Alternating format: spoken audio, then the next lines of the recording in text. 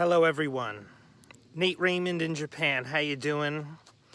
So I really needed to make this video because I'm getting to the point where things are starting to come to a point where people need to know about this, okay? So let me just run down for you in case you didn't know. Look, I'm in Japan and I come from a place in New York, and the thing is, like, the way the world is at this moment, an American like me who speaks English can come to Japan to teach English. And I've always, it's just become accepted, and unless you call people's attention to it, they're just gonna say, oh, that's the way the world is. But being in Japan, when I talk to Japanese people, if I say one thing to them, and how come as an American, I can come to your country and teach my native language, but you as a Japanese person can't come to, for example, my country and teach your native language? And if I put it to people in that way, that'll make them say, yeah, something is unequal.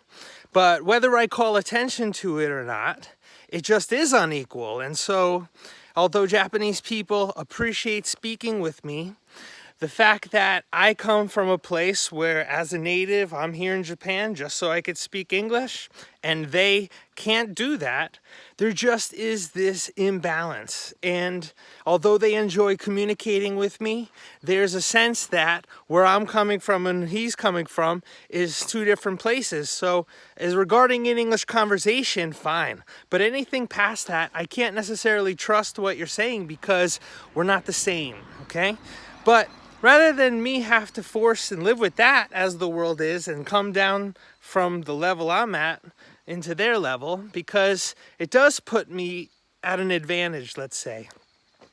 But how about if I say instead to Japanese people, how would you like to, as a native Japanese person, come to my country and teach Japanese? And that's ultimately what I have to be able to say in order to uplift somebody. And when I say uplifting somebody, maybe it doesn't work on anybody, but if there's somebody I can find that's passionate about wanting to improve their life, wanting to not just, want to learn English, let's say, okay, fine. If you really want to learn English and I need to be an effective English teacher, I need to do that. So this is what I'm saying, is that now I'm actually in a situation to make this happen. But let's just say it's not just the Japanese. So I will ask anybody who's watching this video, do you want to learn Japanese? Do you want to come to Japan? Maybe the answer is yes, maybe the answer is no. But I can go beyond that and say, not just as you are, how can I make it so you do want to come to Japan? Now, this is a very political time we're living in, and there's people saying, I love Trump, there's people saying, I hate Trump. But I will tell you this, what really needs to happen is not just the fact of what somebody says and we judge them, it's their behavior. So I'm setting the standard with what my behavior is and how I cannot just say I'm morally better than you because I do this or I think this, but how I can say it's not moral, okay? It's efficiency. It is raising your efficiency as a person. And we see this, ability to say, how could you take any situation and just say, hey, I'm just doing what I do because I feel like that's what I'm doing. But what if you look at a situation and you consider something within it? Like, let's say, for example, the productivity of something that you could measure, and you could say, hey, I'm only doing this to the point where I'm not getting the most bang for my buck. How could I reach a higher level of efficiency and a higher level of productivity? And there is an attempt with anything you might be heard, it's called a smart city. Now, a smart city, even this lexicon, and I could say smart city, but I don't mean the same way they mean smart city. So when I say smart city, I don't mean that people, through technology, become smarter. I'm saying people, we make a way that they are smarter, and then they take the technology we have to a higher level. So this is what I'm saying, is that we have this possibility now in this decentralized world, in this Facebook world, social media connected world, where people every day will go on social media and voluntarily spend their time, spend their energy, put their information, talk to people. But if you looked at somebody and you said, how are you using that information? Are you getting the most bang for your buck? And in a relatable way, I'll say, what if you go on Facebook every day and you talk about how you want to bash this president? Or let's say you go on every day and tell you want to support this president. Still, it's better, of course, and I totally love this president, and what I'm doing is able to create opportunity, because right now in America we're looking for how we can increase manufacturing, how we can revive our supply chains, how we can make America economically strong and unable to be manipulated, which means having a currency. But when I get this currency, we also not just talk about gold. There's something that's coming online called cryptocurrencies, okay? And there's also decentralizations, which are supported by blockchain technology. And now that we're reaching this, it's the very thing that's also aiding why I'm able to do something that people before me weren't able to do. Now let me give you a background about my history. I first came to Japan because my town had a sister city relationship. But when you use a sister city relationship, usually it's very official, which means that it costs taxpayer money and people have to get involved. And that's just not something that towns are able to do, okay? But again, it's the same thing about me telling you studying Japanese or anything, or studying English, is that I have to tell you why you should do it. And so this is the thing, is that right now I'm talking to this company in India, okay? Now India, this guy, he lived in Japan for 8 years. He went back to India. He started a company that is training Indian people in Japanese specifically so they could come to Japan. And as I've been in Japan, I've developed it so that I'm looking for people who want to send their people here. But the one people I do want to send is the people that come from my New York hometown. I want them to come visit me in Japan. And I'm saying that right now, if you do this, this is gonna be the training and the education you need that's gonna allow us to take the place that I come to in New York from a higher level, because we've got a new industrial revolution. What I mentioned about decentralization, blockchain technologies, cryptocurrencies, that's just a symptom or a result of like and even other greater changes that we're having, like changes in communication, changes in transportation, changes in, well, automation, okay? So all of us have to deal with these things, like, you know, when our thoughts are thinking about our dreams versus our thoughts are thinking about the things that stress us, okay? There's a way that you could automate those things that stress you, because one of the reasons why they stress you is that they're boring, they're not fun to do. And the thing that you think that you really like to do or you'd love to be doing, well, there's some part of you, I think, when you're on social media, you tap into that. But in reality, you're just on a keyboard, okay? But what's the things that you like to do when you're off social media, okay? And our goal is not to now be plugged into the Matrix 24/7, where we are doing nothing but just talking and being online. Isn't it good if instead we could kill more than 2 birds with 1 stone? Instead of just talking about things and not getting any reward for it, and have it actually set up so that it's a distraction from our real jobs. Instead, let's make what we're doing on Facebook an integral part of what we're also able to do offline. And this is possible because I set myself up in a way where I've now developed my website, which if you were to go on it, you would learn a way of how you could right now take your game to a higher level. You could actually automate a funnel, a web funnel online that you are now automatically connecting to people Okay, but in order for you to get to that level where you're automating something online, you have to first do it in real life. Okay, now you have free will, you could do anything, you could set your schedule, you could choose your job, anything.